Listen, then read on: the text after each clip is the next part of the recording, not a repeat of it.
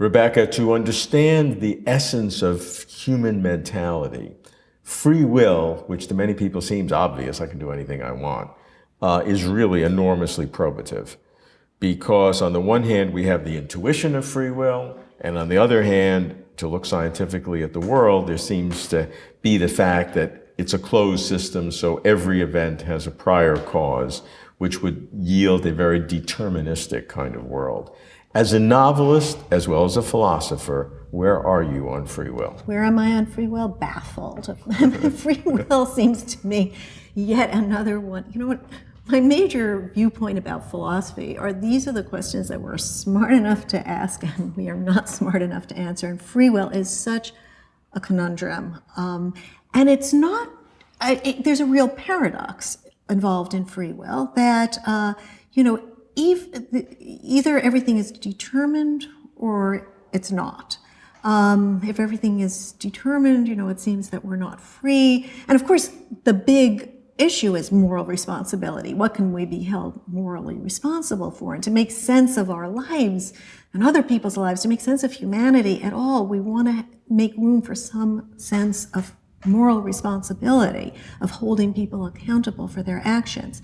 So where does that leave us with free will? Well, let's say determinism is correct, and that every state of a person, every action has an explanation in terms of which it was predictable, whether in terms of, a previous brain state or input from the environment or, the neurophysiology, whatever. If you have a complete description of the history, this action was determined. In principle, it's way beyond our science today. Way beyond what we can do. But in principle, yes. if it is, yes. you can determine it, then you can absolutely predict behavior, everything. Can a person then be held responsible for what they do, especially since some of those factors that were determining this action are beyond his control. Sure. Or beyond, It started the Big Bang. Exactly. So, determinism seems to squeeze out the notion of freedom and moral responsibility. But, and here's the really baffling aspect, indeterminism makes trouble for moral responsibility as well.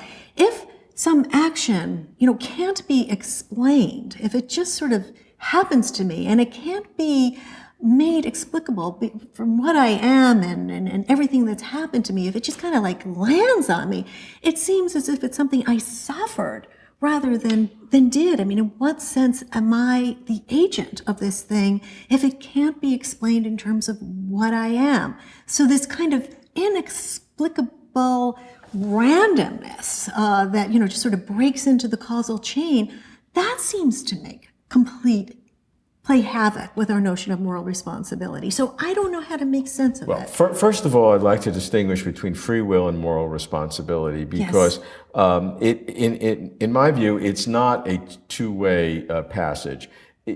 Once you know what free will is, if you could ever, then you can maybe make some comments about moral responsibility. But you can't go the other way. You can't try to analyze free will because of what you want moral responsibility to be. Yes. No, I totally agree.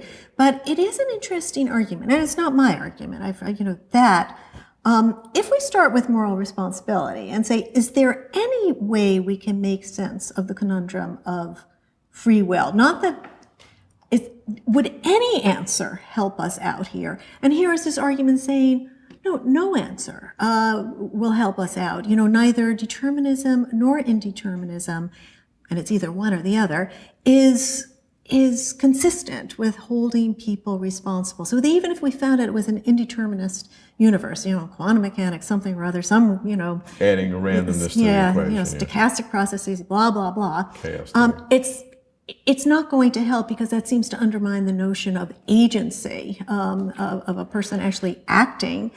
And I think that's what makes free will so troubling, the philosophical question of free will so troubling. I think it is because we're trying to accommodate a notion of moral responsibility. So if we say that determinism, it doesn't seem right, and indeterminism, or randomness, doesn't seem right, and those seem to be the only two possibilities, can we then try to find another possibility? And here's what some people do. they try to look for some kind of agency in the human spirit with a small s, some emergent property that is a different level of explanation that can be sitting above the materialistic world without bringing in non-physical stuff. Right. Right. And so agency becomes not a metaphor, but becomes some real existent emergent thing, Yes. which can have a free will responsibility, and and therefore it differentiates it from this underlying tension between the determinism and indeterminism. Yeah, and I find that, it seems hopeful. It seems if there's any way, that's the way to do it. But there is still this question about, this agent, and as a novelist, that's the thing I'm always dealing with.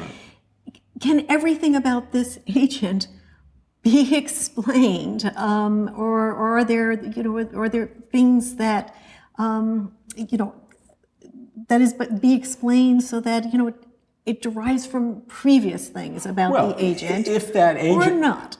Right, and if that agent is wholly explainable in terms of the physical world in every respect, in a totally predicted way, then it collapses. It collapses immediately. Exactly, and even if it's totally explainable, not in terms of the physical world, but as psychological states. I mean, even if it was just a psychological description, but everything about it, in terms of the influences and environment, and purely psychological description, was yet deterministic, then the agency of the agency evaporates. Yeah, although I think if you have psychological states that are sufficiently different and emergent from physical states, that collapse is a little weaker.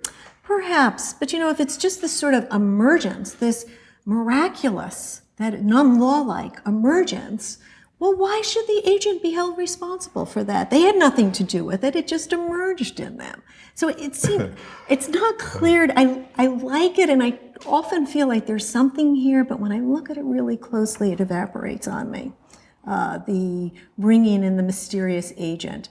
I'm wondering if it's just, you see this a lot in many arguments, introducing one mysterious element to absorb the mysterious of another way. And you think it solves the problem, and you've really made it doubly mysterious. Exactly. So that's what I suspect is going on here.